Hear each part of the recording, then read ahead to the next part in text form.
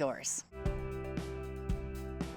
What a room, your beautiful studio. Yeah, this is my favorite room in the house.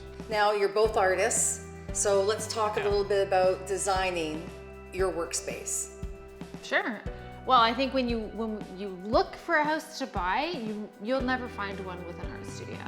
So that was integral to our thought process when we were going to build our own house. It was like, well, it has to have a really decent sized art studio. And as we were working with the designer, we kept saying, like, we want an art studio. We want it to be, you know, it's important to us. And he didn't understand, like, we mean it, like, making art is what we do. So we had to say, no, we want it bigger. No, we want it to be in a better position. Like, don't shove that off somewhere. Like, this is what we do.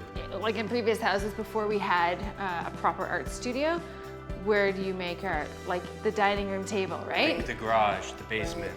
Yeah, and it's always spaces that it's not really meant for that. That's not the proper use of that space. So you can use it, but then you gotta clean it up and you gotta keep it tidy and you gotta, where do you put all your supplies when you're not using it? And so really, like, when we moved into this house, I would say a third of the move was the supplies and the canvases and the finished completed art that we didn't know what to do with. Really, like a third of what we moved was art. I think that all of our ideas have to start somewhere, and oftentimes the way that David and I think is like through sketching to develop ideas. So a lot of things begin here and then get translated out to the rest of the house. Having a space like this helps you to actually paint. And that's, Rebecca and I have done that our whole life. That's what we are. We were crying, jeez. But that just goes to show you the passion behind the art. And it's the self-actualization. studio. That's really what it is. It's like a space to be who you feel you really are in your heart. You just always feel better when you make art. I think it's the idea, like, it's easier to make art than not make art. So just do it at least 15 minutes a day, and then it just evolves, right? And a creative space for the family. I'm assuming the kids love utilizing this spot as well. Oh yeah, we have to share with them. Whatever. Yeah, they're so messy. Yeah. They're so messy. They are.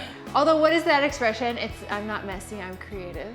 True. Yeah. Very true. I don't know if I should be like embarrassed or proud to have you in my space right now because it's creative.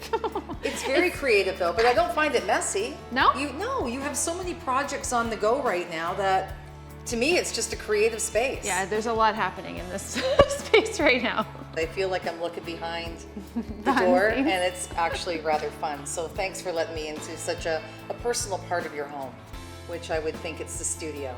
Yeah. Well done, David. And you too, Rebecca. Your art's gorgeous. I love it. It really is. I would say that that studio is not only the heartbeat of the home, but that's probably where they do their most thinking, their most talking, and maybe creating things that they do outside of work. They did say that that studio is the place where everything starts. So there is one more space with that indoor-outdoor